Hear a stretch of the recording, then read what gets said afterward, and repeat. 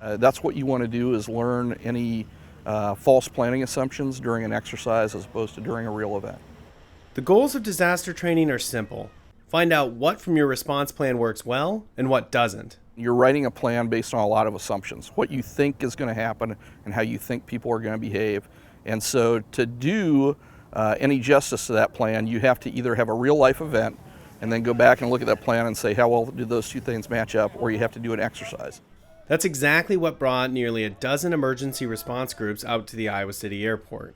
The scenario? A commuter airplane coming from Cedar Rapids crashes with 50 to 75 passengers on board. But before the drill begins, we need the victims and character. More than a dozen EMT students have been given specific injuries and conditions. I'm not sure what's gonna happen. I'm just gonna be wandering around and kind of acting confused, but it's gonna be fun just seeing how everybody reacts in this kind of situation. Impalements and amputations require generous amounts of fake blood. It turns out jelly is the best application for this. The victims are given specific actions and even dialogue to use during the response to make the situation as real as possible. I was a diabetic, so I was running around kind of like a crazy man, so that was pretty fun. This plane crash was severe enough to cause fatalities as well. Dummies fill this role. Once they are all in place and marked, the scene is nearly ready. The last touch, setting the plane on fire. No, not that one. This, a full-size van filled with hay, sits in for a real plane due to obvious reasons. Waiting for the call are firefighters, paramedics, and police, all aware of the drill, but not the details.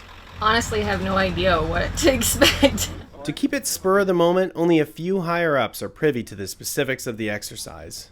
We've heard rumors that we're all getting critical patients that we have to transport into the university, but other than that, I don't have any idea. And then the call comes in.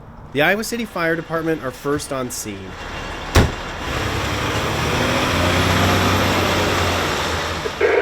I have an aircraft that has crashed on the north-south runway. I have patients on the runway south of the aircraft. The aircraft is fully involved. After scanning the situation, the firefighters quickly prioritize and communicate their concerns. We were able to see the number of victims we had. We had another engine coming right behind us, and we knew an ambulance behind us to help with the victims. We concentrated on the fire in case any of the victims were covered in the fuel from the fire. We wanted to get the fire under control. Make sure we have everybody accounted for. Once the fire is under control, the scene is safe for paramedics to begin working. With so many victims, prioritizing who needs help first is crucial. The triage process is lifelike thanks to the committed role play by those acting as victims.